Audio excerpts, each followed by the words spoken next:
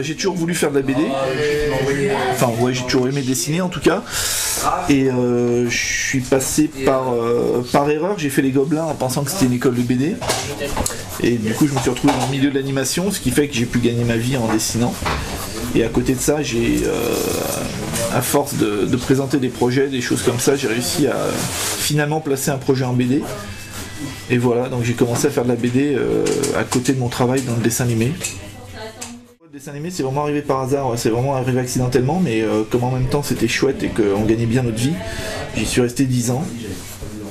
Et du coup, ça me permettait aussi de faire de la BD en parallèle, donc c'était plutôt tout bénef quoi.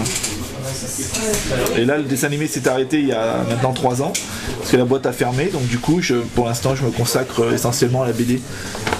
Mais de temps en temps, je refais des incursions dans le dessin animé, pour faire du storyboard, des choses comme ça, quoi.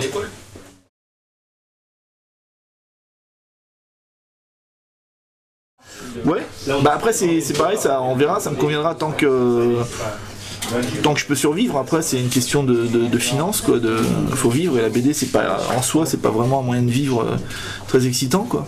C'est pour ça qu'à côté c'est pas plus mal de faire un petit peu. Puis ça me permet de changer un peu de médias aussi quoi, de médias, de gens, parce que la BD c'est quand même un boulot d'ours, donc on bosse un peu chez soi comme dans une caverne, là on voit personne de la journée.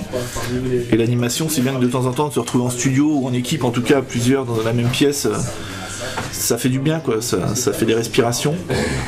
Puis après je suis bien content de retourner tout seul chez moi dans ma chambre aussi, mais de varier quoi, varier un peu les plaisirs, les travaux et puis et les gens qu'il y a autour de soi quoi. Il y a une partie d'école belge, comme tout le monde, les Franquins, Astérix et compagnie, et une grosse partie aussi d'école américaine. Je sais que j'ai découvert en même temps que Astérix et Tintin, je lisais aussi Corben, et puis les auteurs américains des années 70, genre Bernie Wrightson, Neil Adams, toute cette école-là. Et donc du coup j'ai un peu appris à dessiner en copiant les deux, quoi, en mélangeant, en copiant les trucs dans Strange, les super-héros, et en même temps les trucs de Franquin, et les trucs des Franquins à côté. Désolé le téléphone.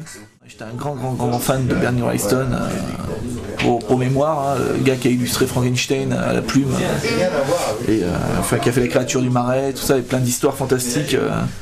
Il y a très longtemps, et c'est un mec que j'ai copié pendant très longtemps. Et puis voilà, et puis maintenant par contre depuis pas mal d'années il y a eu évidemment des nouveaux, tout s'entrecroise, il y a des gens qui marquent une certaine époque, qu'on aime bien une certaine époque, puis après ça change. Et là depuis quelques temps, depuis quelques années je suis un gros fan de Godard. J'avais fait une première série chez Soleil, enfin Soleil a récupéré une première série que j'avais fait pour un autre éditeur qui s'appelait Les Échaudeurs des Ténèbres. J'avais un premier tome qui était fini puisqu'il était fait pour un autre éditeur, Soleil l'a récupéré. J'ai fait un deuxième tome avec Rodolphe au scénario, et puis Soleil m'a fait comprendre que c'était pas la peine de continuer. Et je crois que c'est une série qui leur convenait pas et puis qui était assez difficile à vendre de par le ton et des albums. Et du coup un scénariste, Ange, que je connaissais depuis Vent d'Ouest parce que j'avais fait un premier album avec Chris chez Vent d'Ouest, me connaissait mon univers, m'avait déjà proposé des scénars que j'avais refusé parce que je me retrouvais pas dans ces univers là. Donc il est venu avec quelque chose vraiment sur mesure, donc capé épais, parce qu'il savait que j'aimais bien les trucs de genre, avec une héroïne, parce que voilà, il estimait que j'étais capable de pouvoir dessiner une héroïne et que malgré tout c'est toujours un peu plus vendeur.